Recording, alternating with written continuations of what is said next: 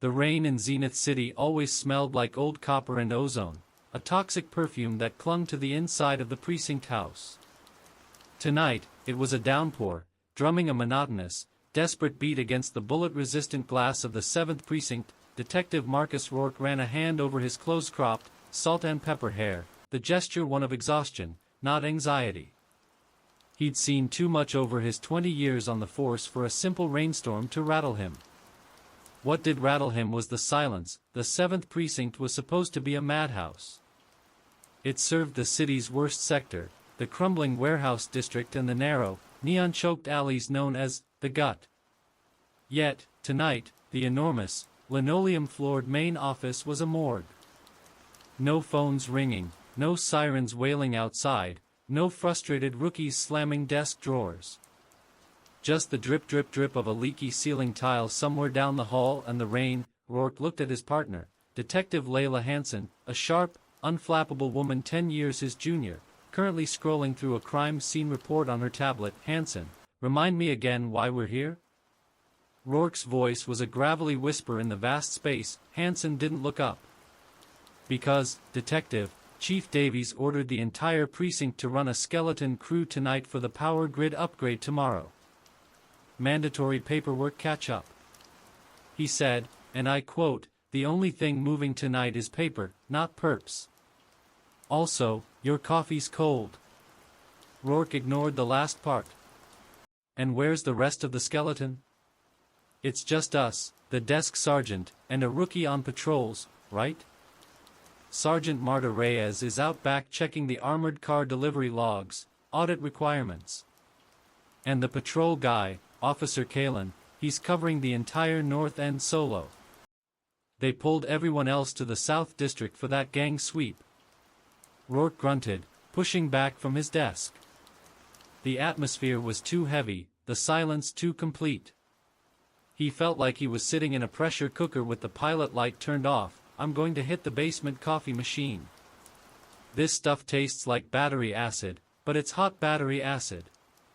Careful, you might disturb the ghosts, Hansen murmured, finally looking up with a wry smirk. Rourke just shook his head and headed towards the stairwell to the basement level, a place universally hated by everyone in the precinct. The basement held the evidence locker, the records archives, and most notoriously, the original, decommissioned interrogation rooms A and B.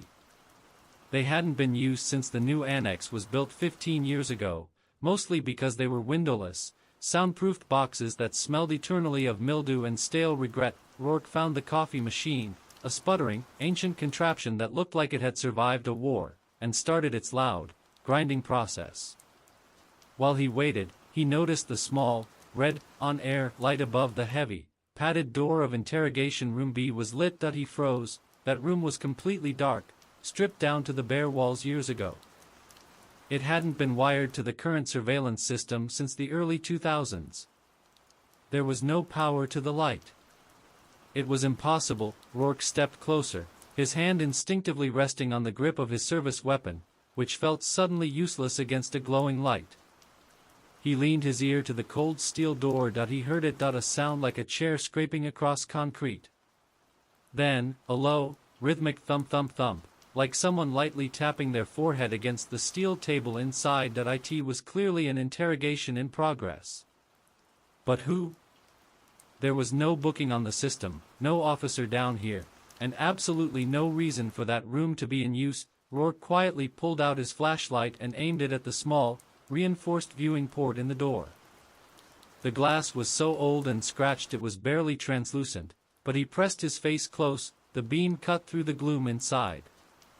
The room was exactly as he remembered, gray walls, a heavy steel table bolted to the floor, and two unchained metal chairs, and sitting across from the empty chair, hands flat on the table, was a man. He was pale, almost translucent, with greasy black hair that fell across his face. He wasn't looking at Rourke or the camera, he was staring intently at the empty chair opposite him. The low, rhythmic thumping continued. It was the man's knuckles, drumming softly on the steel. "You know why you're here," the figure inside said, his voice a dry, rasping sound that barely carried through the thick door. Rourke felt a genuine, cold spike of terror. a feeling he hadn't experienced since his first homicide scene 20 years ago. This wasn't a perp hiding. This was wrong. This was impossible. He pulled back, heart hammering, and took a deep, shuddering breath. He had to call it in. But as he turned to grab the ancient, wall-mounted red emergency phone, a sound from inside the room stopped him dead. It was a sharp, high-pitched scream. It was the scream of a man in absolute, blinding agony. And it came, not from the figure at the table, but from the empty chair across from him. The man in the chair didn't flinch. He just leaned forward, his mouth twisting into a terrible, silent smile, and whispered into the space where a victim wasn't. "Good. Now we can begin." Rourke snatched the phone off the wall, his hands shaking, and barked into the receiver, "Hansen. Interrogation B. Get Reyes down here now."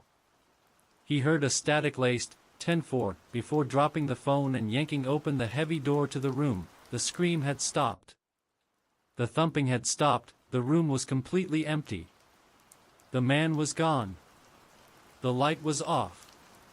The two chairs sat perfectly still, reflecting the beam of Rourke's flashlight on the polished, scuffed steel. Rourke stepped inside, his boots echoing loudly on the concrete floor.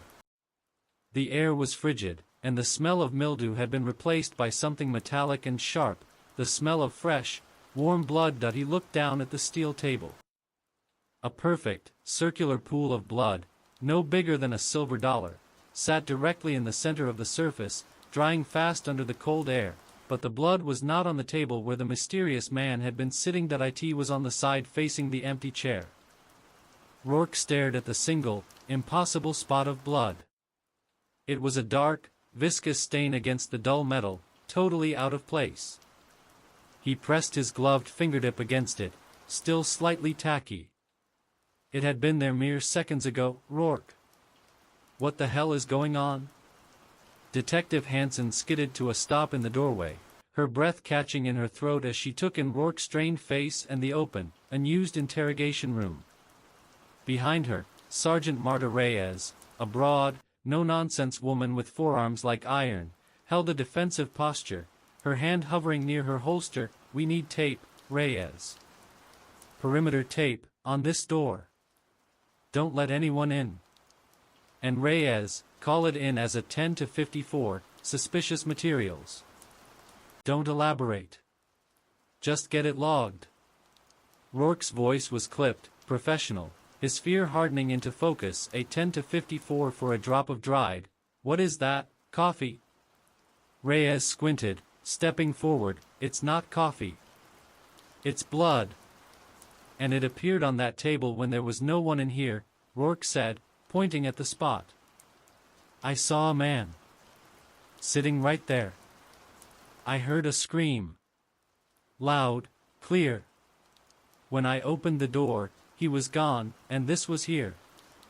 Hansen moved quickly, stepping inside the room. She took out her phone and snapped a few quick photos of the stain, her expression shifting from skepticism to cold unease. She leaned in to examine the table, looking for any scratch marks or chemical residue. A single pool, no splatter, no trail. Clean lift, Rourke. If he ran, he was fast. But what about the scream? Who did he have in here? Hansen asked, scanning the empty chairs. Rourke shook his head slowly. "No one, Hansen. That's the problem." He was talking to the empty chair. And the scream, it came from the air above the empty chair. Reyes, who had been listening with increasing horror, cleared her throat. "Okay, enough. It's the late shift, Rourke, you've been doing double duty. Maybe a power fluctuation shorted the old surveillance mic and you had an auditory hallucination. I'm calling the chief. He needs to know what's happening in his goddamn basement."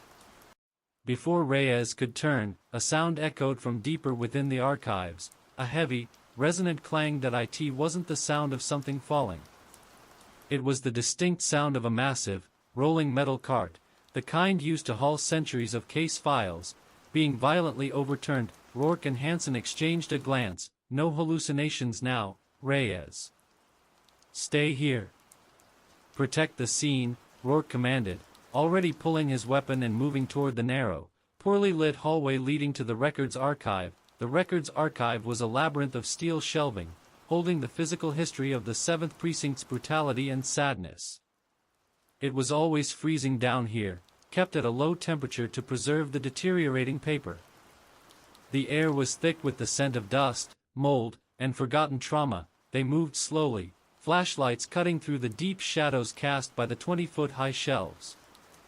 Rourke led the way, his movements low and careful. This is where they keep the bodies, Hansen whispered, her weapon drawn and steady. No, Hansen, this is where they keep the secrets, Rourke corrected. They rounded a corner and their lights illuminated the scene of the disturbance. A large, four-wheeled filing cart was indeed lying on its side, spilling hundreds of manila folders and loose documents across the floor, but they weren't just scattered. They were arranged. Pinned by the edge of the overturned cart was a single, old-fashioned typewriter. And stretching out from it, across the floor, was a perfect, neat line of case files, carefully laid out like dominoes, leading the eye deep into the maze of the archives. Rourke picked up the file nearest the cart. The ink on the cover was faded, the paper brittle. Case file 1993-4011. Status: cold. Victim: David "The Watchman" Wells. Officer in charge: Detective Art Davies? Chief Davies? Hansen questioned, peering over Rourke's shoulder. He was just a patrolman in '93. Rourke dropped the file. It wasn't the chief's name that chilled him. It was the next file in the line. Case file 2004-98. Status: unsolved. Victim: Sarah Linden.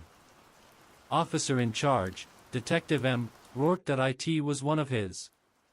The case that always haunted him, a young woman who had vanished without a trace, leaving only a cryptic note and an empty apartment. They moved quickly down the line of files.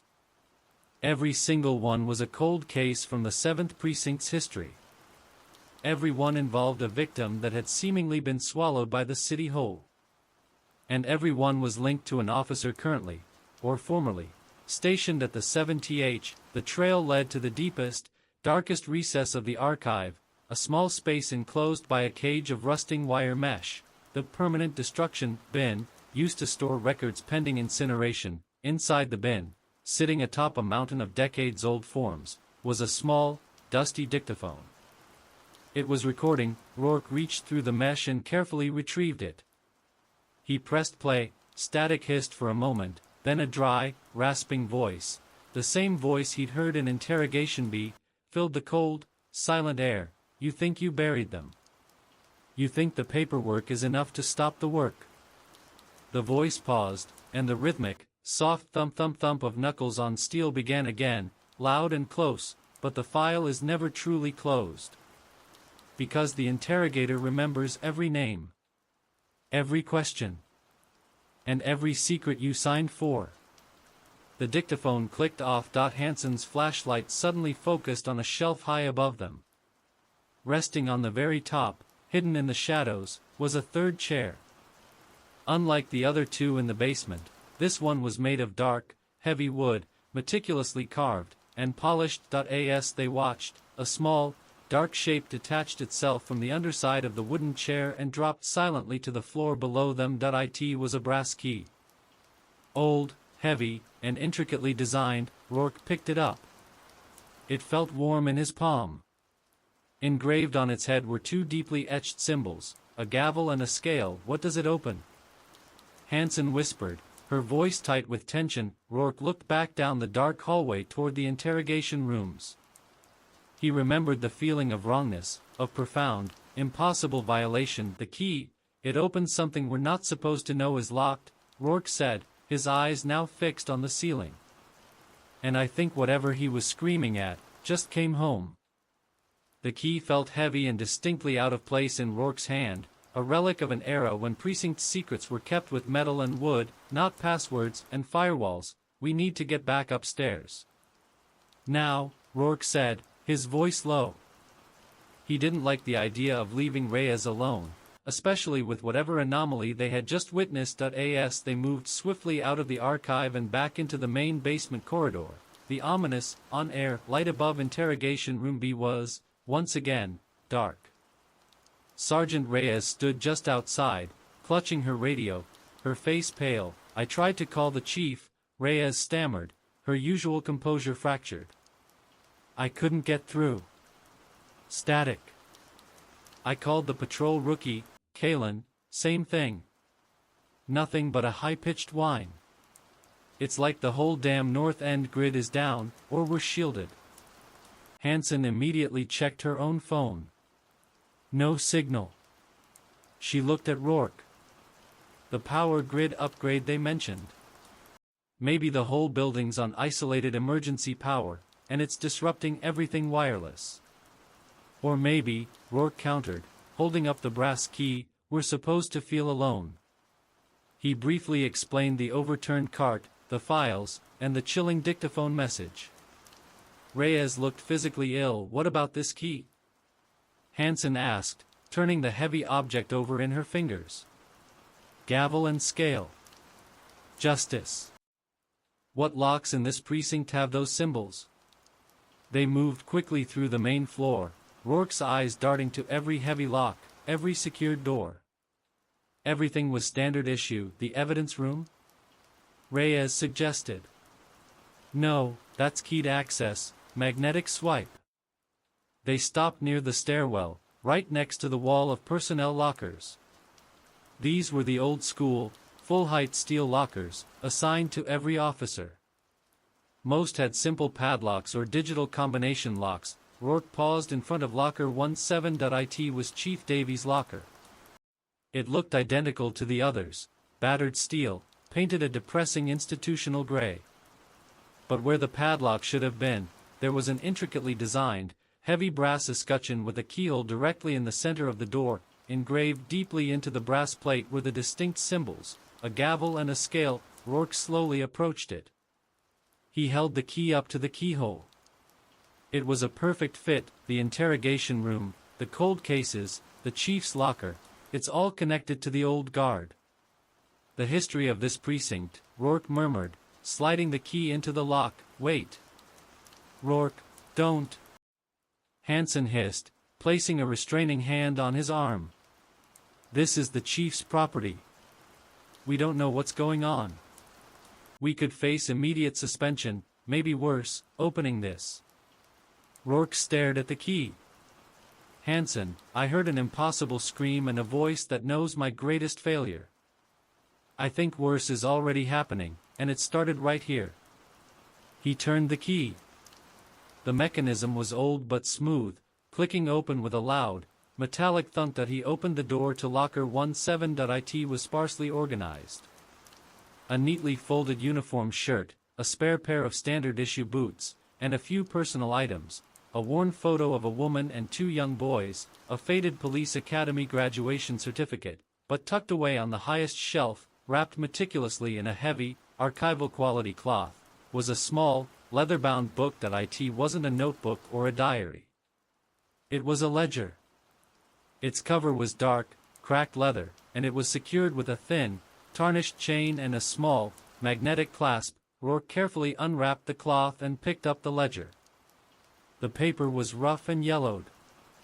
The handwriting inside was small, precise, and immediately recognizable. It was Chief Davies' handwriting. He flipped to the first page, marked simply with a date, October 1993. The same date as the first cold case file they saw in the archive. The entries weren't standard police reports. They were short, numbered, and chillingly observational. Entry number 1, the watchman. He was too loud. Saw too much in the alley behind the gut.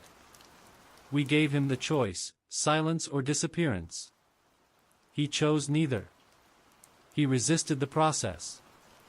The process required a cleaner end.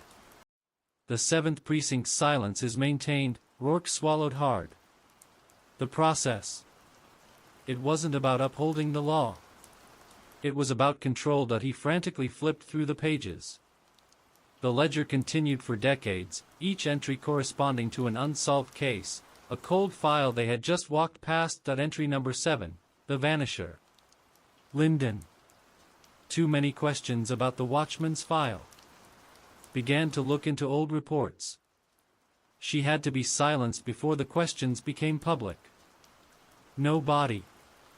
No trace. We gave them a cryptic note to close the file. Cleaner.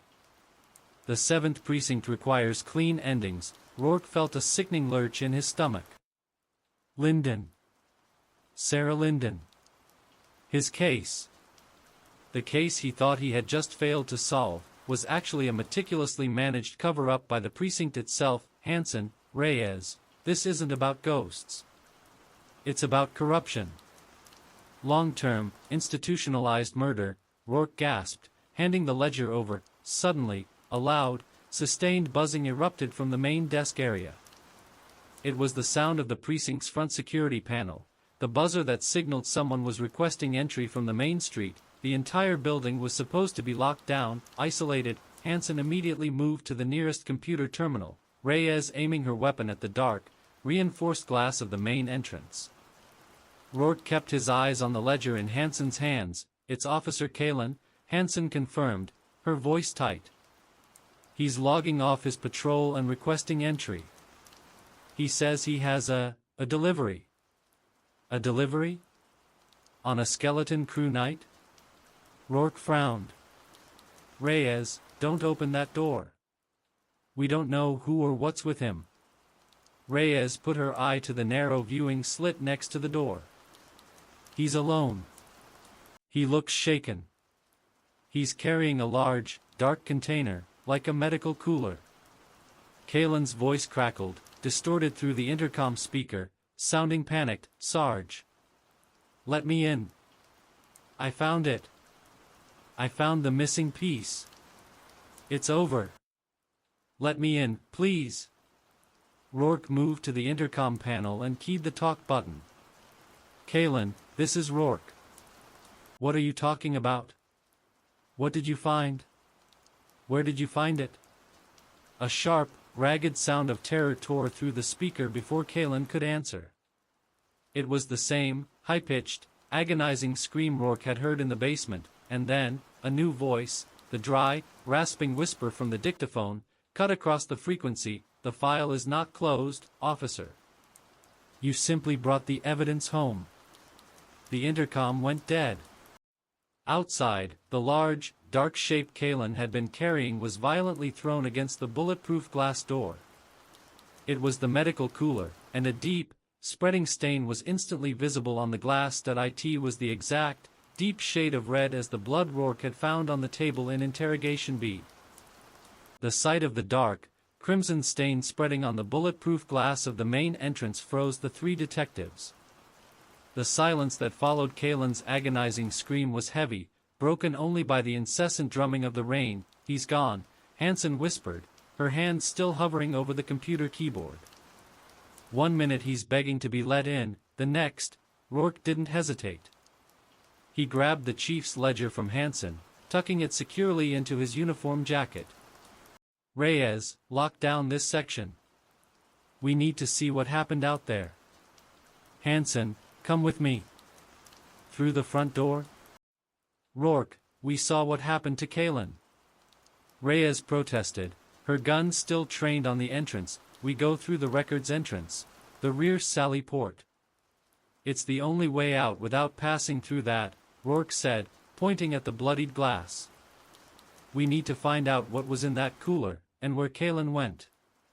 They doubled back through the precinct, descending once more into the chilling atmosphere of the basement. They bypassed the interrogation rooms and headed for the reinforced steel door of the rear sally port, the secure entrance used for prisoner transport and sensitive deliveries. Reyes unlocked the sequence pad, and the heavy door shunted open. They stepped out into a small, gated yard, exposed to the torrential rain. The air was colder, and the copper ozone smell of Zenith City's rain was overpowering. The sally port was adjacent to the main public entrance, separated by a high chain-link fence topped with razor wire. They could see the front of the precinct clearly, the scene was stark. Officer Kalen's empty patrol car was idling in the street, its blue and red lights painting the rain-slicked pavement in a sickly swirl. Near the main doors, the medical cooler lay broken against the glass, leaking a trail of the same deep red fluid that stained the entrance, but Kalen was nowhere. They approached the fence, flashlights cutting through the downpour. Hansen's light fell upon a small, dark object pressed against the chain link, just below the razor wire. Rourke, look. Hansen breathed that it was Kalen's standard-issue body camera, still recording, its tiny lens aimed upward towards the roofline of the precinct. Rourke used a gloved finger to snag the lanyard and pull the camera free. The exterior was scuffed, the memory light still blinking rhythmically. They hurried back inside the relative dry of the Sally Port, Reyes securing the door behind them. Reyes, use the old VHS deck in the break room, the one we use for archive footage. We need to play this back on a screen, not just the tiny monitor, Rourke ordered. Minutes later, gathered in the small, dim break room, the only place with a screen and a playback unit that wasn't networked, they watched the footage. The video was chaotic. Kalen's panicked breathing dominated the audio. He was driving erratically through the slick North End streets, the cooler rattling on the passenger seat. Kalen, voice on video, it's the missing piece. It was under the foundation of that old Watchman warehouse, exactly where the tip said. Jesus, it smells bad. He pulls up to the 7th precinct, rushes out, and stumbles toward the entrance. Kalen, voice on video, Sarge. Let me in. I found it. I found the missing piece. It's over. Let me in, please. Then, the camera focuses on the cooler as Kalen fumbles with the intercom. Rourke, voice on video, distorted. Kalen, this is Rourke. What are you talking about? What did you find? Where did you find it? Kalen tries to answer, but his face twists in a silent, horrific rictus of terror. He drops the cooler. The camera, still attached to his vest, tilts violently upward, showing the underside of the precinct's awning. Rourke, Hansen, and Reyes leaned closer to the monitor. In the brief, frenetic movement, they saw it, a fleeting reflection in the polished glass of the awning. A shape that was the same translucent, pale man Rourke had seen in Interrogation B, now standing directly behind Kalen. His mouth was open in a silent, impossibly wide grin, but the most horrifying detail was what the man was holding, a small, dark, antique gavel in one hand, and Kalen's skull in the other. The video captured Kalen's high-pitched scream, suddenly cut short by a sickening, wet crunch. The camera then tumbled, showing only the rotating blue and red lights before the audio cut to the rasping whisper. The interrogator, voice on video, the file is not closed, officer. You simply brought the evidence home. The video ended. Silence returned, heavier than ever, punctuated by the frantic whirring of the old VHS tape rewinding. He didn't take him anywhere, Reyes whispered, her hand trembling. He just destroyed him. In front of the building. He brought the missing piece to the precinct, and that's what triggered the attack, Hansen stated, her voice trembling but functional. What was in that cooler? Rourke stood up. We're going to find out. They returned to the front entrance. The bloodied cooler still rested against the door. Rourke knelt down, carefully opening the damaged lid. Inside, resting on a bed of melting ice, was a single, macabre item. It was a human bone, cleanly severed, not from a saw or a tool, but with immense, precise force. It was a femur, the largest bone in the human body, but it wasn't the bone itself that made them reel back. Etched into the surface of the bone, with the tiny, precise script of an amateur engraver, were two dates, 1993 and 2004. The years of the Watchman's murder and Sarah Linden's disappearance. This is the physical link, Hansen breathed, her face green. The literal proof of the whole conspiracy written on the victim's own body. Kalen dug up the evidence of the chief's process. Rourke looked up from the gruesome relic, his eyes now fixed on the ceiling. He felt the cold air pressing down, the weight of decades of crime and corruption in the precinct above their heads. He said, "The file is not closed." "He's not a killer. He's an interrogator. He's a collector of sins," Rourke said, gripping the chief's ledger tighter. "And he knows the ledger is here." The precinct lights flickered once, plunging the main floor into near darkness, then snapped back on, but something had changed. The electronic lock on the Sally Port door behind them, the one Reyes had just secured, began to hiss and click rapidly. It was trying to open, cycling through the lock sequence over and over again, as if an invisible hand was frantically jamming the keypad. They were trapped between a bloodied front door and a back door fighting to open itself. And the interrogator was no longer outside. He was inside the walls. The frantic, mechanical hissing and clicking of the Sally Port lock was an unnerving sound of invasion. The lock system, designed to withstand a siege, was cycling through its override protocol, fighting itself. "He's bypassing the security. Reyes, get away from the door," Rourke barked, shoving the chief's blood-stained ledger into Hansen's hands. He raised his weapon toward the shaking door. Hansen, her face pale but determined, grabbed a heavy, decommissioned fire extinguisher and stood ready. Reyes scrambled to the nearby breaker box, trying to find the circuit for the Sally Port lock. "I can't find the right breaker. Everything is cross-wired on this old system." Reyes shouted over the noise. Rourke kept his focus on the door. "He's not using a wire. He's in the system, Reyes. Cut the main power to the whole basement floor." Reyes slammed her hand down on the master kill switch for the lower level. With a loud, sparking clack, the basement went pitch black. The frantic clicking from the Sally Port immediately stopped. Silence returned, thick and absolute. "Did it work?" Hansen whispered in the intense darkness. "It bought us time," Rourke replied, his voice barely audible. He turned on his flashlight, its beam illuminating the steel door. It was still closed, but the metal was slightly warped near the lock mechanism. "He's not a normal perp," Reyes stated, her voice tight. "He's doing things that break every law of physics we know. We have to get out of the basement. Now." They rushed back up the stairs to the main floor, the single working emergency lights providing only weak, sickly yellow illumination. The enormous precinct floor now felt even more cavernous and hostile in the dark. "The main radio room," Rourke decided.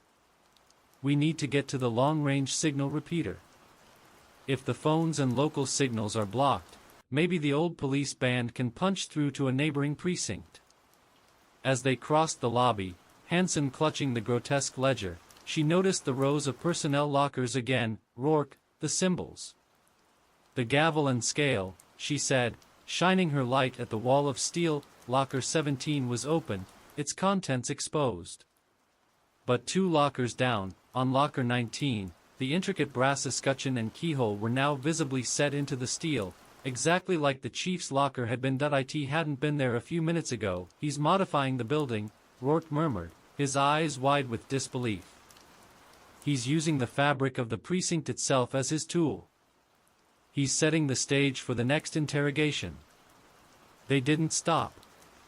They moved quickly toward the radio room, a soundproof booth tucked into the back corner of the main floor. Rourke tried the heavy, red-button emergency channel repeater. The old tubes glowed, the dial spun, but the only sound was a grating static punctuated by a recurring, familiar noise. It was the thump-thump-thump, the knuckles tapping on metal. But this time, it was louder, closer, and seemed to be coming from everywhere. Hansen, standing near the acoustic foam-padded wall, pressed her ear against it. "It's in the walls, Rourke. He's moving in the building's cavities." Rourke grabbed a heavy, steel paperweight from the desk. He slammed it against the wall near the sound. The tapping stopped instantly. A second later, a voice, dry, rasping, and right against the inside surface of the wall, answered him. "Violence against the structure is a form of confession, Detective. The structure hears your history. The structure holds your sins." The voice shifted position, seemingly gliding with inhuman speed inside the wall. "You protected the chief. You defended his actions. You allowed the ledger to become a historical document, not a case file. I didn't know. Rourke yelled at the wall. I was covering the tracks of a killer, not a conspiracy. The interrogator's voice lowered, becoming a sinister, mocking whisper. Ignorance is not innocence, detective. The 7th Precinct has always known its purpose. And now, the precinct is ready to judge its officers. Before Rourke could react, the radio panel exploded in a shower of sparks and smoke. The interrogator's hand, impossibly long and bone-white, had punched through the wall and ripped out the antenna wires. They stumbled back, choking on the acrid smoke. They were completely cut off. The basement. Reyes!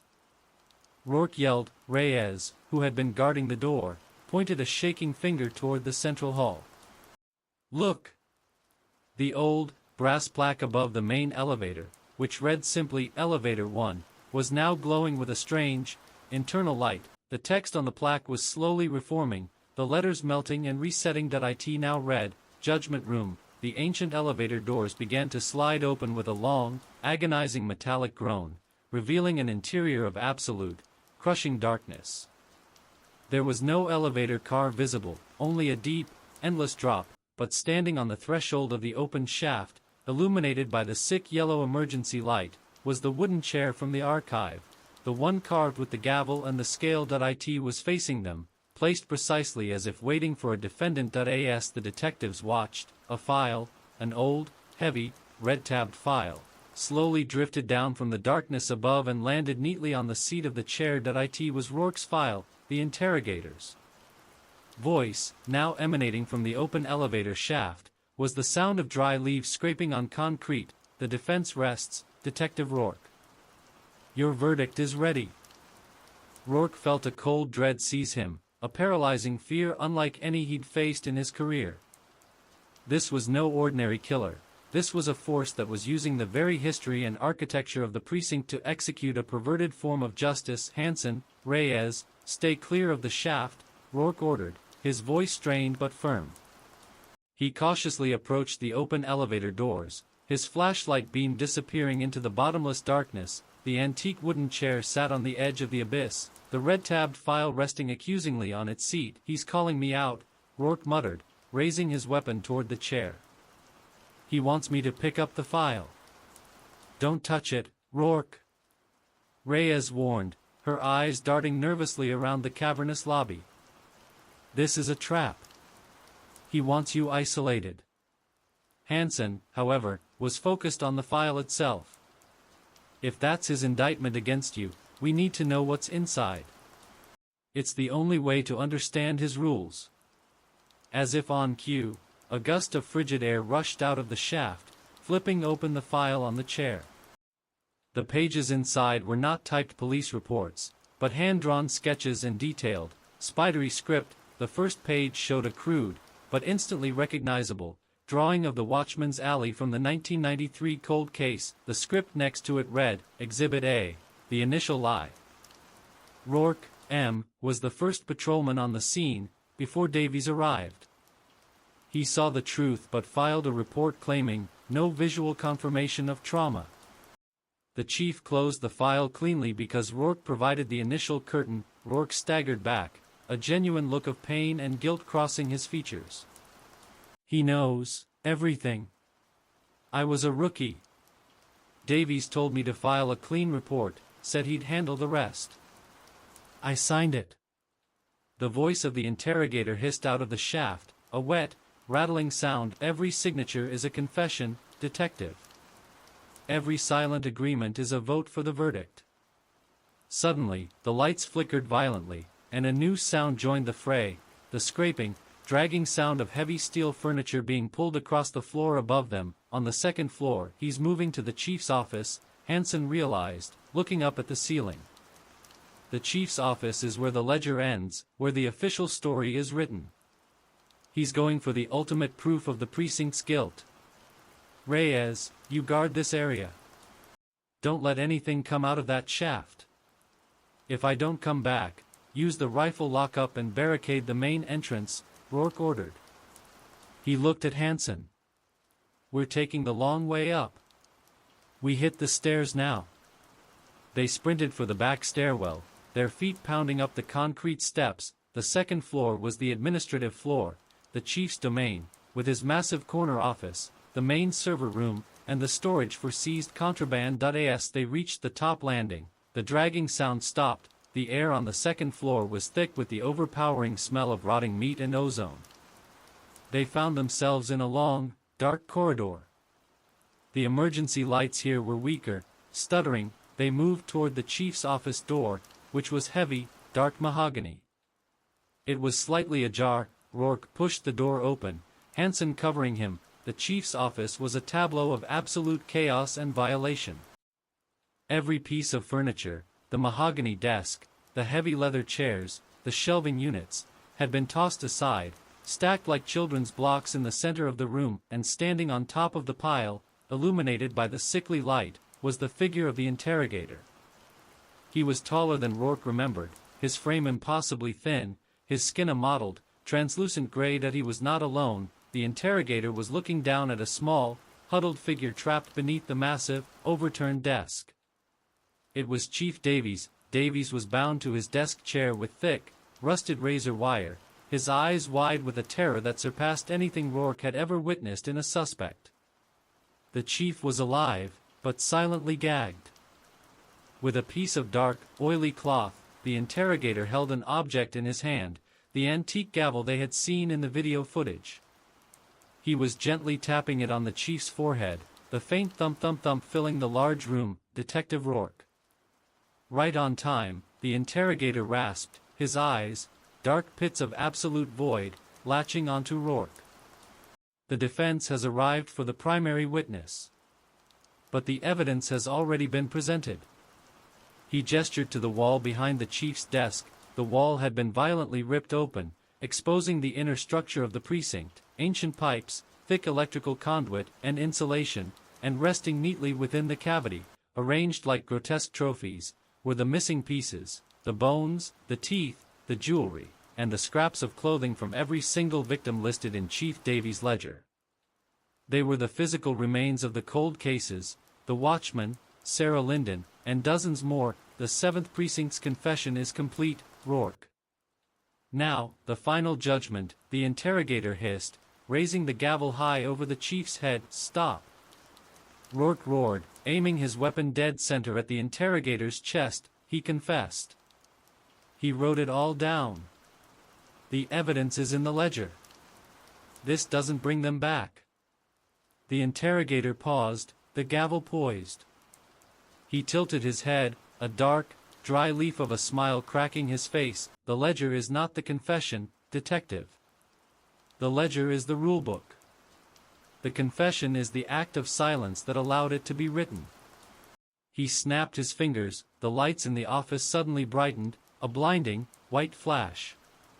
When Rourke blinked the spots from his eyes, the interrogator was gone. The chief, however, was not. Davies let out a muffled scream, the sound of sheer terror tearing at the gag. Rourke and Hansen rushed forward, but before they could reach him, the razor wire binding Davies suddenly began to coil tighter, cutting into his flesh with impossible speed and force. The chief's body shuddered once, violently, and then went still.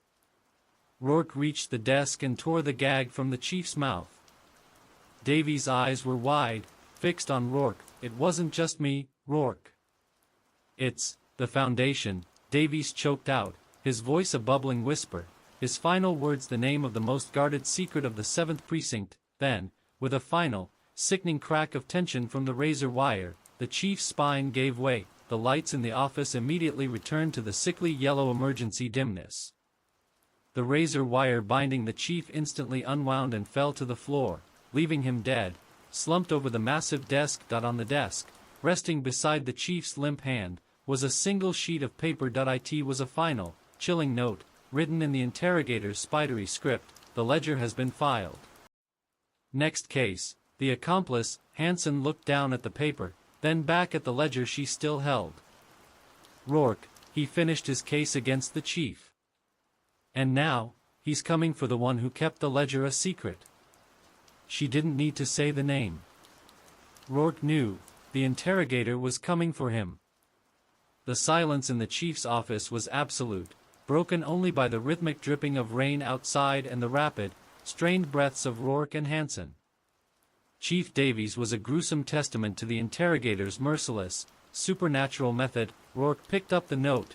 Next case, the accomplice. His blood ran cold.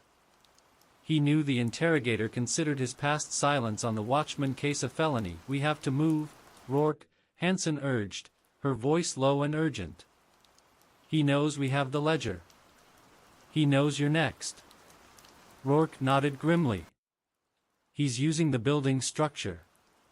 We can't hide. But Davies said something just before he died. It's the foundation. The building itself is the key. They backed out of the chief's violated office and hurried down the dark administrative hallway. Reyes. Rourke called out, his voice echoing down the stairwell. No answer. Rourke and Hansen exchanged a look of renewed dread. They rushed back down the stairs to the main lobby. The scene was terrifyingly altered. Sergeant Reyes was gone. The stairwell entrance was now sealed by a massive, reinforced steel grate that had lowered from the ceiling, cutting off any escape back up. The grate was old, rusted, and permanently locked. The lobby was dimly illuminated, and the antique wooden chair with Rourke's file was still sitting by the judgment room elevator shaft, but now, standing exactly where Reyes had been stationed, was locker 19. It was open. And inside, hanging neatly on a hook, was Reyes's uniform jacket. Beneath it, on the floor, was a small, overturned vial of Reyes's asthma medication. He didn't kill her, Hansen whispered, approaching the locker cautiously. He abducted her. He's running a parallel interrogation. He's playing a game, Rourke realized, his eyes burning with fury and fear. He's isolating us, removing our support, and using the building's hidden past to stage his trials. Hansen pointed to a spot on the floor near the open locker. Look! Scraped into the dusty linoleum, where Reyes's feet had been, was a single, cryptic phrase, etched with impossible depth, as if cut by a diamond hesitant face. T4 S.T4. What does that mean? Standard assessment test? Hansen pondered. Rourke shook his head. No. This is precinct history. SAT-4. Sally Port Annex Tunnel 4. There are old, decommissioned tunnels under the original building. They were used for secret evidence transfer during the Prohibition era. And that's where he took Reyes, Hansen finished. He wants us to follow him into his maze. Rourke looked at the open elevator shaft, now labeled Judgment Room, and the new, dark tunnel entry implied by the code. He's giving me a choice of how to face my trial. The vertical trial, or the underground pursuit, Rourke said, making his decision quickly. The tunnels are the only way to find Reyes and get ahead of him. They hurried back to the basement, using their flashlights to navigate the kill-switched darkness. They found the archives section and located a heavy, rusted metal panel disguised near the old furnace. Rourke used the butt of his flashlight to pry the panel open.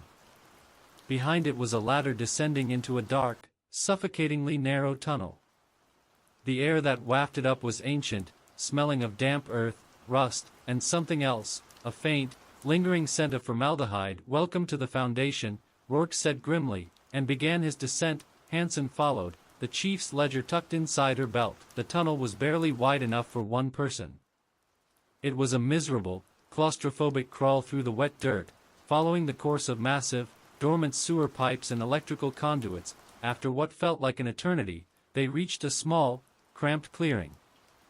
Their flashlights revealed a chamber about the size of a small holding cell, formed by the convergence of 4 separate tunnels. In the center of the chamber, bolted to the dirt floor, was a single, antique pedestal, the kind used to display key evidence in a museum. Resting on the pedestal, perfectly spotlighted by a single, impossibly bright, flickering overhead work light, was Sergeant Reyes's radio.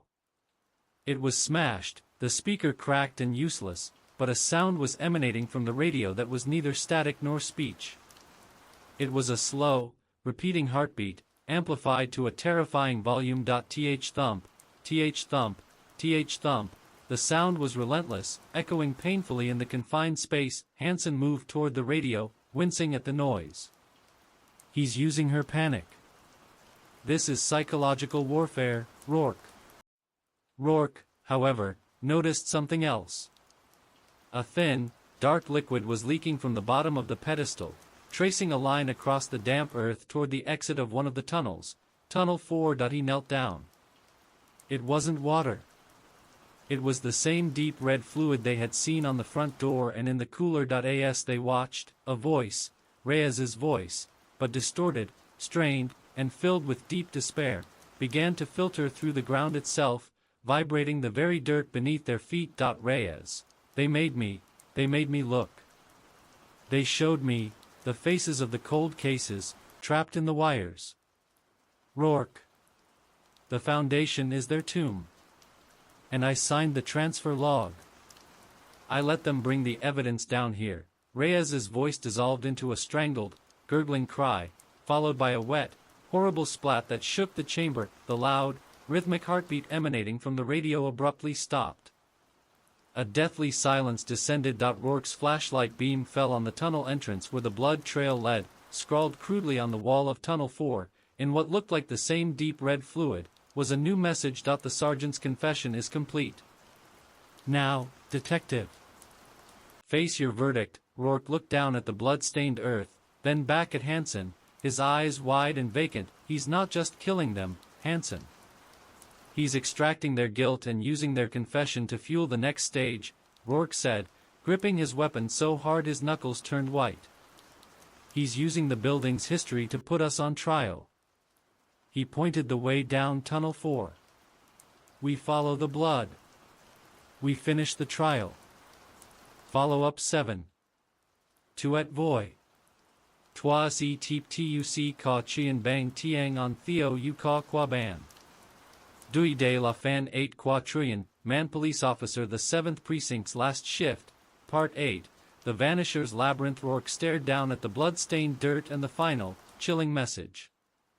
The interrogator had extracted Sergeant Reyes's confession about allowing the cold case evidence to be secretly stored in the tunnels, the Foundation. Now, the path to the next confrontation was marked by the victim's own demise. Tunnel 4, Hansen whispered, her face pale. This is where the interrogator works. This is his chamber of judgment. Rourke pushed past the terror, his detective instincts taking over. The interrogator's power is tied to the guilt of the precinct. My guilt is tied to Sarah Linden, the vanisher. He's taking me to her file. He moved first, scrambling into the narrow, blood-marked crawlspace of Tunnel 4. Hansen followed closely, the chief's ledger bumping against her side. The tunnel was worse than the last, damp, hot, and lined with sharp, jagged chunks of concrete. The air here was almost suffocating, thick with the smell of stale copper and a sharp, metallic odor that was not just blood, but something like battery acid. They crawled for what felt like 10 minutes in absolute silence, their flashlights the only source of sanity. Then, Rourke stopped dead. The tunnel widened slightly into a low-ceilinged chamber. In the center, illuminated by their flashlights, was a bizarre sight, a collection of steel pipes and vents that crisscrossed the room, all dripping that same dark, crimson fluid, but the pipes weren't the focus. Resting on a makeshift shelf formed by 2 rusted pipes was an object Rourke instantly recognized, a simple, porcelain teacup. It was Sarah Linden's teacup. The only item he had found on her empty apartment table during his investigation in 2004. He had kept it as the single piece of evidence, the teacup. Hansen breathed, recognition, and shock flooding her face. How did he get that? It was logged as evidence in the main vault. Rourke's voice was strained. He doesn't need to break into the vault, Hansen. He is the vault. He's manifesting the evidence he needs. As Rourke moved towards the cup, the air in the chamber grew heavier, almost pressurizing. The rhythmic thump-thump-thump of the interrogator's knuckles started again, emanating not from the walls, but from the network of dripping, blood-stained pipes above their heads. Then, the pipes began to whisper. The sound was the gentle, pleading murmur of a young woman's voice. Sarah Linden. Sarah Linden, whispering from the pipes, Detective Rourke. You looked right at the ledger. You held the secret, but you didn't ask the right question. Rourke stumbled back, covering his ears. I tried. I filed the paperwork. Davies covered the disappearance too quickly. Sarah Linden, whispering, growing louder, the question was not where I went, detective. The question was what I found. And what you let them take from me. A single, thick drop of the dark red fluid fell from the pipes and landed precisely in the teacup. As the drop hit the porcelain, the cup instantly glowed with a sickly, internal green light. The chamber began to shake violently. The whispering from the pipes intensified into a cacophony of agonizing, echoing screams, the trapped cold cases, all clamoring for release. We need to break the connection. Hansen yelled, trying to shield her eyes from the blinding green light of the teacup. Rourke instinctively knew what he had to do. He reached into his jacket and pulled out the chief's heavy, leather-bound ledger. This is what you want. The rulebook of their guilt. Rourke screamed at the ceiling that he threw the ledger at the pedestal where the teacup sat. The heavy book hit the steel pipes with a loud clang, knocking the glowing teacup to the ground. The moment the teacup shattered on the concrete, the cacophony of screams ceased. The green light vanished, and the only sound was the thump-thump-thump returning to the walls, but now receding, growing distant. Rourke and Hansen felt the pressure in the air immediately drop. They were alone again, panting in the hot, dark tunnel, but the silence was short-lived. A loud, grinding crunch echoed from the deepest part of the tunnel, followed by a shower of concrete dust. The tunnel behind them, the only route back to the main basement and the outside world, was collapsing. He's sealing us in. He knows we destroyed his evidence link. Hansen cried, pointing her light at the debris falling behind them. They were forced forward. They scrambled through the narrowing passage until they reached a final, massive steel barrier, a heavy, circular vault door, built into the bedrock of the foundation. It wasn't a vault for money or evidence. It was a pressure-sealed door, the kind used for underground bunkers or nuclear shelters, and etched onto the center of the vault door, in the same dark fluid that marked the tunnels, was a single word. Verdict. Next to the word was a complex, 5-digit numerical keypad. Below the keypad, written in the interrogator's meticulous script, was the final instruction: the accomplice's penance is the code. Guilt is measured in seconds. Rourke looked at the impenetrable steel vault, then back at the collapsing tunnel behind them. They were trapped between the interrogator's judgment and a concrete tomb. The code. What is the code? Guilt measured in seconds? Hansen muttered, frantically flipping through the chief's recovered ledger, now covered in dirt and blood. Rourke looked down at the blood-soaked, shattered remains of Sarah Linden's teacup. He remembered the entry in the ledger, entry #7. It's not about the crimes he committed, Rourke realized, his eyes fixed on the number pad. It's about the time I wasted. The time I let them have to cover it up. He remembered the date he signed the clean report for the Watchman case, the moment he sealed the fate of the precinct and set the chain of events in motion. The time when I became the accomplice, Rourke whispered. He looked at the keypad, his hands shaking.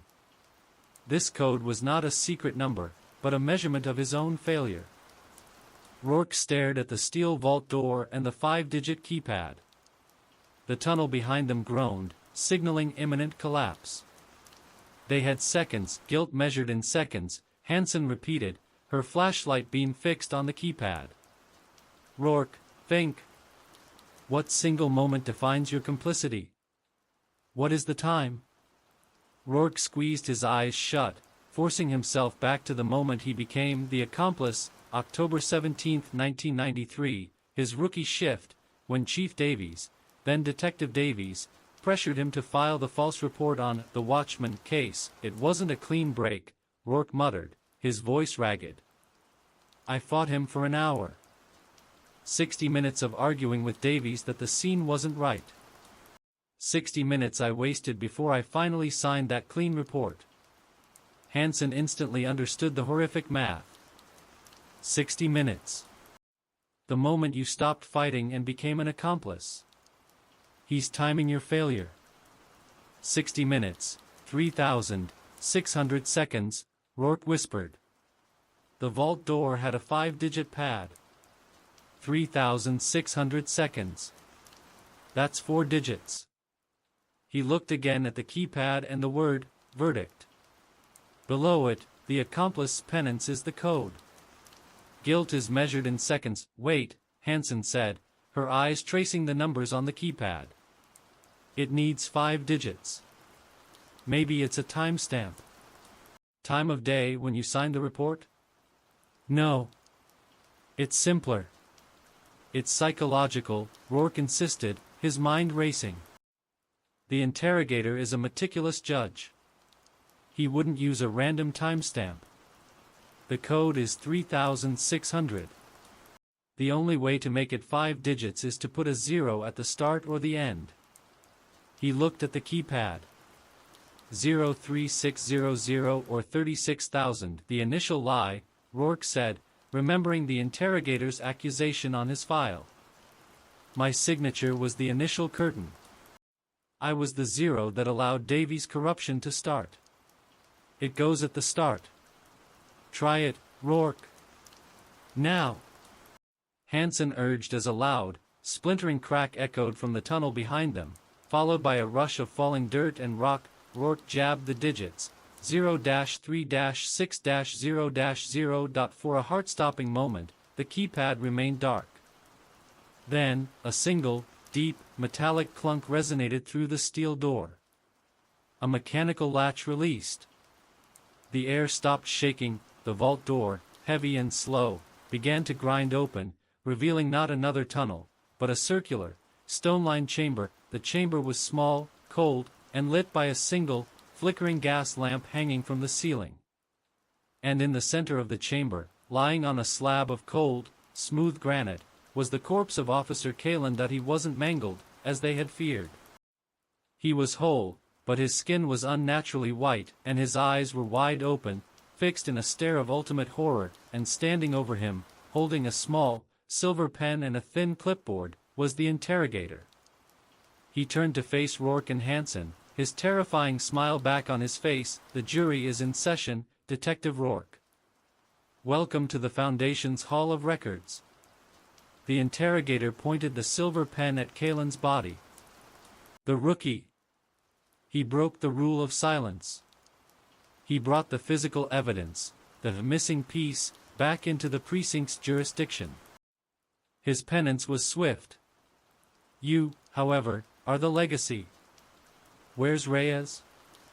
Rourke demanded, raising his weapon. Sergeant Reyes is being filed, the interrogator rasped, the sound echoing unervingly in the stone chamber. Her confession allowed us to update the archive protocols. She has served her purpose. Hansen suddenly noticed a horrifying detail about the stone walls. They weren't just stone. The entire chamber was lined with small, rectangular, sealed compartments, stacked from floor to ceiling. Each compartment had a small brass plaque. They read, Lyndon. Sarah. 2004, Wells. David. 1993, Lucas.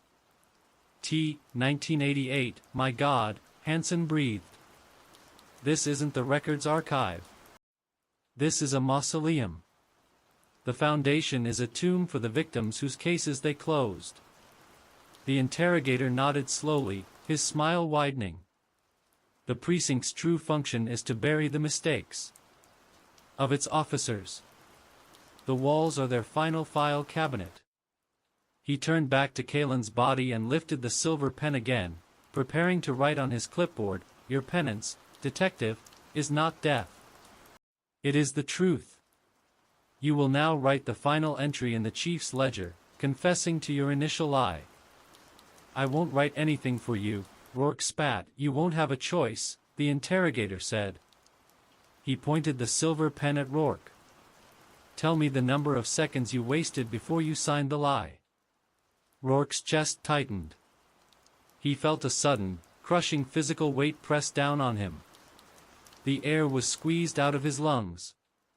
He was reliving the panic of that rookie night, 3,600 seconds. Rourke gasped, collapsing to one knee. The interrogator's voice became impossibly loud, booming in the chamber. "And what is the currency of the guilt, Detective Rourke?" Rourke shook his head, trying to fight the agonizing pressure. "Silence. My silence." "Incorrect," the interrogator roared. He pointed the pen at Hansen, and the pressure immediately shifted. Hansen dropped the chief's ledger, collapsing and clutching her head. "Rourke, the penance. The code. 03600. What does that zero stand for?" Hansen screamed in pain. Rourke looked at the interrogator's silver pen. He looked at the chief's ledger lying on the floor. He remembered the razor wire. The zero is the start of the lie. It's the void. The empty space where the truth should have been.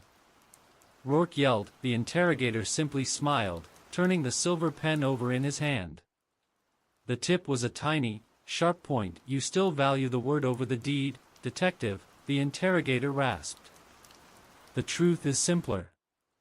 He plunged the silver pen deep into Officer Kalen's open eye. A searing, blinding white light erupted from Kalen's body, enveloping the entire chamber. The mausoleum walls began to glow, and the metallic plates on the tomb compartments began to rattle violently. "The final proof," the interrogator screamed over the noise, his voice transforming into 1,000 simultaneous whispers. "The Foundation remembers." Rourke and Hansen threw themselves behind the granite slab, shielding their eyes from the agonizing light. When the flash subsided, the interrogator was gone. Officer Kalen was gone. The granite slab was empty. The only thing left was the silver pen, now resting in the center of the slab, its sharp tip covered in dark red fluid. Hansen scrambled up, grabbing Rourke's arm. "He's done, Rourke. He's finished the trial against the old guard. We have to find an exit." Rourke looked at the pen, then at the sealed tomb walls. "He's not done. He just made the final entry. And he left the pen for me." He picked up the silver pen. It was ice cold.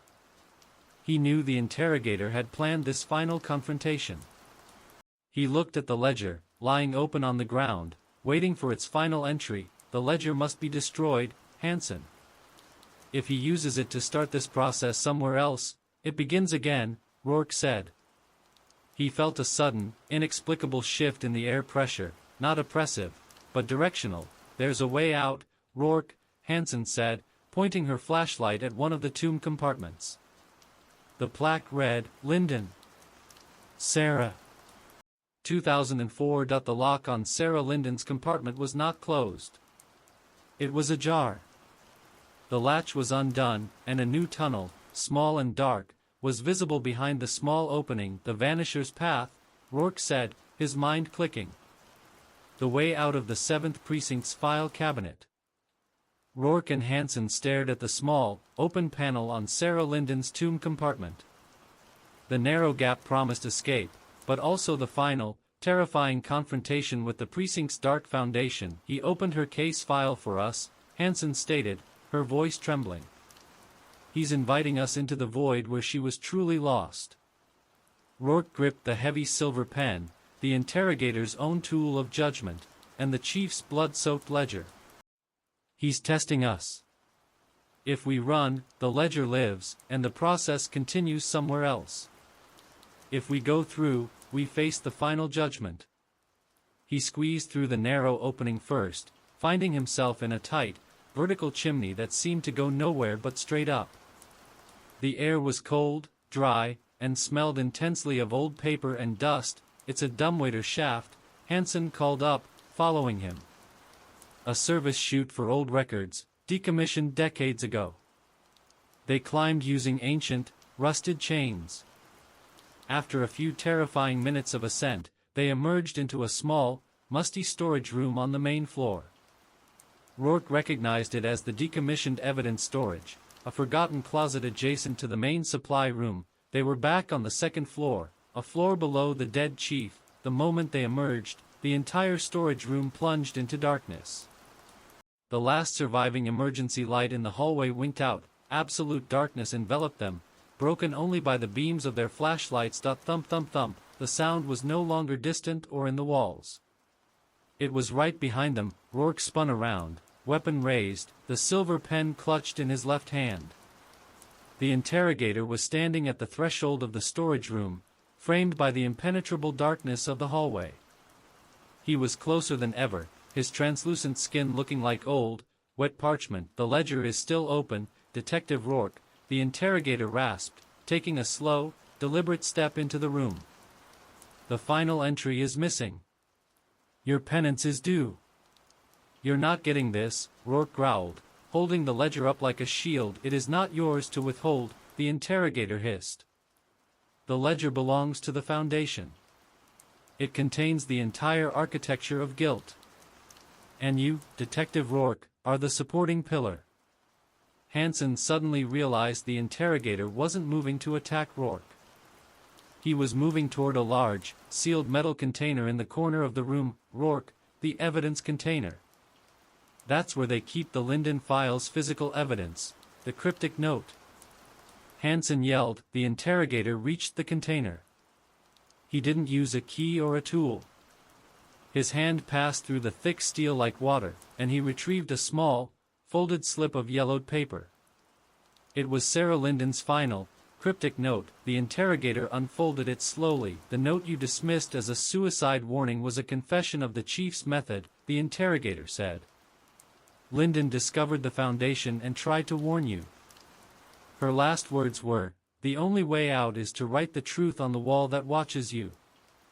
He lifted his hand, and the note burst into flames, leaving no ash, only the sudden, intense smell of burnt ozone. "You chose to ignore the truth, Detective Rourke. Your verdict is filing." The interrogator's eyes, the twin voids of absolute darkness, locked onto Rourke. A new, terrifying sound filled the room, the rapid, rhythmic clicking of a massive, unseen stapler. Rourke felt the physical pressure return, but this time, it was sharp, localized pain. He screamed as two invisible, powerful forces seized his arms, snapping them to his sides. His body was being compressed, flattened. "He's treating him like a document." Hansen screamed. Rourke looked down at his own chest. His uniform shirt was stretching and thinning, and a massive, invisible staple gun was pressing against his torso. He was being prepared for filing into the wall. "The pen, Rourke. Use the pen." Hansen yelled, grabbing the chief's ledger. Rourke forced his paralyzed fingers open and plunged the silver pen into the palm of his own hand. The immediate, blinding pain was coupled with a searing cold that ran through his veins, connecting him, for a horrific moment, to the interrogator's power. The compression stopped. The silver pen glowed. Rourke, gasping for breath, found his voice. "The ledger is the lie. I'll write the final truth." With the hand holding the silver pen, Rourke jammed the tip onto the open page of the chief's ledger that Hansen held up. The pen didn't write with ink. It wrote with a line of glowing, searing, white energy. Rourke wrote two final words, "the truth." The moment the final word was written, the entire ledger ignited in a flash of white fire, consuming the century of lies it contained. The interrogator let out an impossible shriek, the sound of shattering glass and tearing metal. His translucent body shimmered, cracking like old porcelain. "You destroyed the record. The Foundation is unstable," the interrogator roared, his voice losing its cohesion. His body dissolved into a shower of black, charred ash and ancient, curling paper scraps. The interrogator was gone. The lights in the precinct, all the main lights, snapped back on with a loud thum. Silence. Complete, total silence. Rourke fell to the floor, breathing heavily, his hands shaking. The burn on his palm where the silver pen had entered was a perfect, star-shaped scar.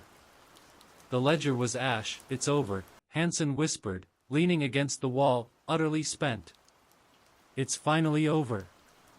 They slowly rose, looking around the brightly lit, now normal storage room. The air was clean, the smell of ozone gone, Rourke picked up the heavy silver pen, which was now just dull, tarnished metal. "No, Hansen," Rourke said, his voice flat. He pointed the pen at the massive steel container where the interrogator had taken the note. The steel now bore a single, deep impression where the pen had momentarily glowed. The impression was of a single, deeply etched symbol, a gavel and a scale. The interrogator was not the killer. He was the system, Rourke corrected, his eyes wide with a terrible realization. He was the physical manifestation of the precinct's guilt, created by the chief's decades of cover-up. "We destroyed the rulebook, but the system is still here." Rourke turned and walked out of the closet and into the hallway. The elevator shaft was normal. The front doors were closed but whole. The police radio was static-free, but as he walked past the personnel lockers, he saw a change. Locker 17, the chief's, and Locker 19, Reyes's, were both sealed shut, the brass escutcheons removed, replaced by standard-issue digital locks, but now, the brass escutcheon, the gavel and the scale, had reappeared on a new locker. It was Locker 18. Rourke's locker, and slowly, deliberately, a single, folded sheet of crisp, white paper slid out from the ventilation slot of Locker 18 and drifted to the floor at Rourke's feet. Hansen picked it up, her hands trembling. It was Rourke's resignation letter, which he had drafted and then shelved years ago, never sending it. But the signature at the bottom was not his. It was signed in the meticulous, spidery script of the interrogator, and scrawled in the margin, in the same style, was a final note that the accomplice file is now closed. A new jury will be called. The 7th precinct was clean. But the Foundation was waiting for its next case. Rourke stood motionless, staring at the resignation letter signed by the interrogator. The finality of the act was terrifying. The system had officially purged him, closing his file without his consent. "He's forcing you out, Rourke," Hansen said, her voice shaking as she crumpled the paper. "He completed the trial against the old guard and you. The precinct is rebooting." Rourke ran a weary hand over the star-shaped scar on his palm, the residual coldness still radiating from the silver pen now tucked back in his belt. "The system is clean. The interrogator is gone. But the Foundation remains. This place will start eating the truth again. We have to destroy the source." He looked at the open locker he had just passed, Locker 18. The symbol of the gavel and scale was now etched into the brass of his own locker. "The interrogator left us a way out, but he also left us a warning," Rourke said, his eyes scanning the quiet, now normalized precinct. "The chief said the secret was the Foundation. We have to go back to the tunnels and find the original structure, where they filed the first body." They descended back into the basement, bypassing the interrogation rooms and heading to the archives. The archive room, however, was now completely sealed. The overturned cart, the scattered files, and the typewriter were gone. The entrance was bricked up with clean, new cinderblocks. "He's erasing the evidence of the chaos," Hansen whispered. "He's making the precinct clean for the next shift. The only way in is through the Foundation," Rourke decided. They moved back to the furnace room and the small, heavy metal panel that hid the service chimney. The air in the tunnels was no longer hot and suffocating. It was cold, stagnant, and silent. They crawled back through the cramped spaces, eventually reaching the intersection where Sergeant Reyes had met her end. The chamber was empty.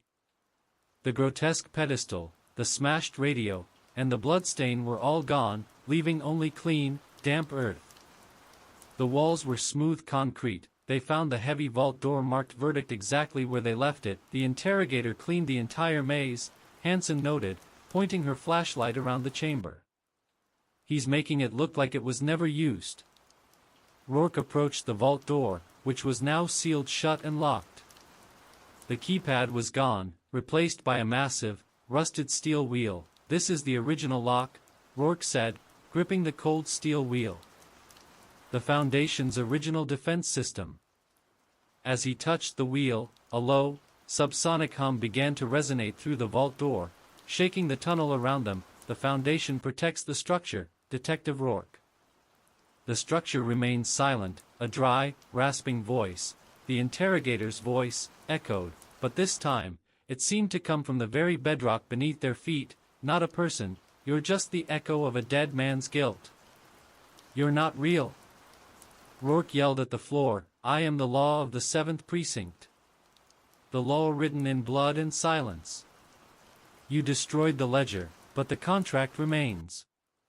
The contract between the precinct and the city.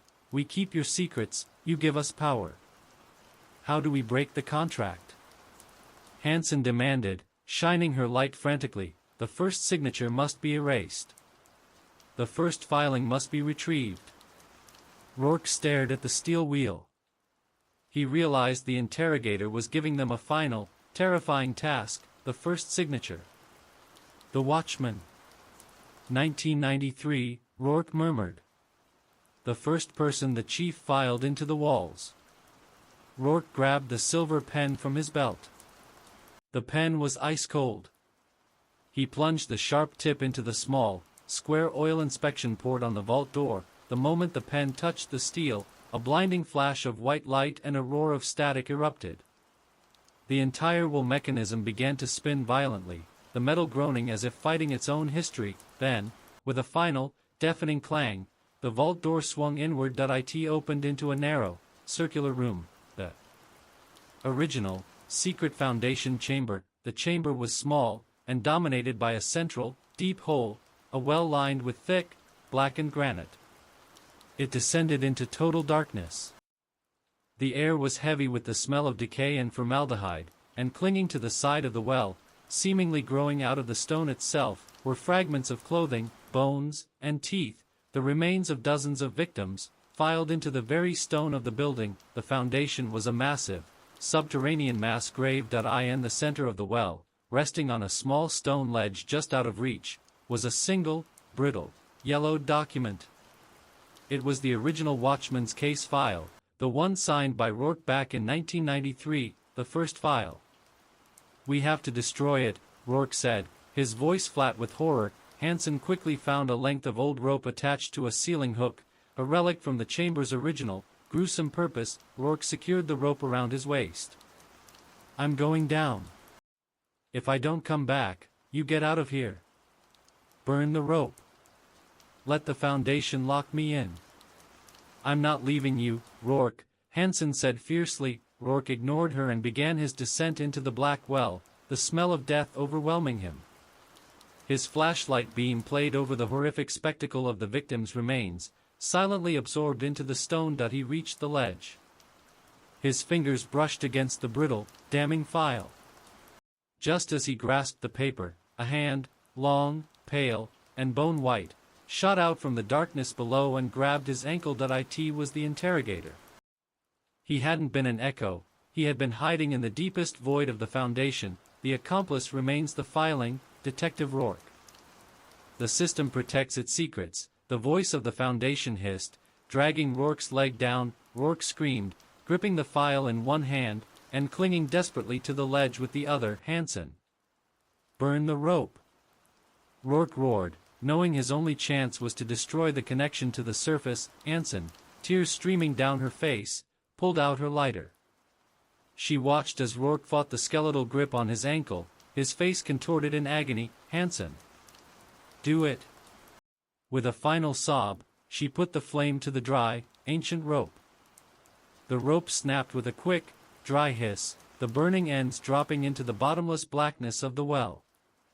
Rourke was instantly cut off from the surface. The grip on his ankle intensified, dragging him down into the chilling void. Rourke looked down, his flashlight beam revealing the interrogator's face, a mass of solidified ash and bone fragments, its mouth a gaping, silent scream. You belong to the file, Rourke.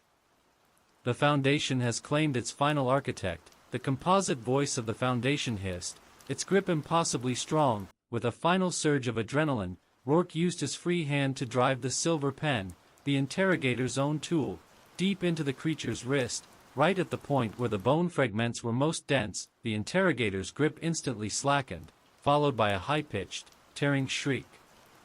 The pale hand shattered, dissolving into a cloud of fine, black dust. Rourke pulled himself up onto the stone ledge, panting, the brittle watchman's case file clutched tightly in his fist that he looked up. The rope was gone. The only way out was to climb the slippery, victim-lined stone walls of the well, or to find a way to destroy the foundation from within. He saw the file in his hand, his original lie. He saw the silver pen in his other hand, the key to truth. Rourke looked down at the deepest part of the well, where the interrogator had retreated. He knew the foundation was powered by the existence of that first, unretracted lie. Rourke opened the brittle 1993 file. Using the sharp tip of the silver pen, he scratched a single, final line across the signature he had made 30 years ago, false. Retracted. He then folded the file tightly, put the silver pen's tip against the dry paper, and plunged both into the black well below. The moment the file and the pen vanished into the darkness, the well exploded in a terrifying, concussive implosion of light and sound. The black, stagnant water at the bottom violently vaporized, the thick granite walls around Rourke began to crack, the segments of bones and fragments of clothing trapped within them turning to powder. The entire foundation chamber was shaking apart. Rourke scrambled up the cracking stone, pulling himself out of the collapsing well just as the granite ledge he was standing on crumbled into the void. He stumbled across the chamber floor and threw himself through the open vault door just as the ceiling of the foundation chamber buckled.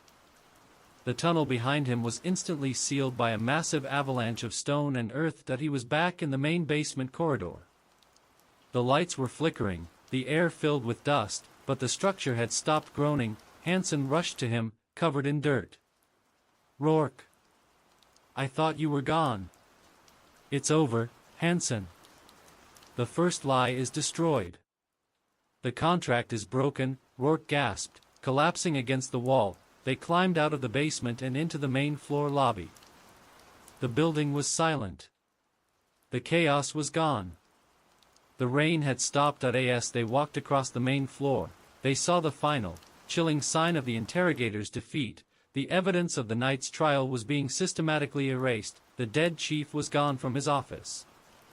The razor wire was gone. Sergeant Reyes's uniform jacket was gone from locker 19. The only sign of the night's horror was locker 18, Rourke's locker.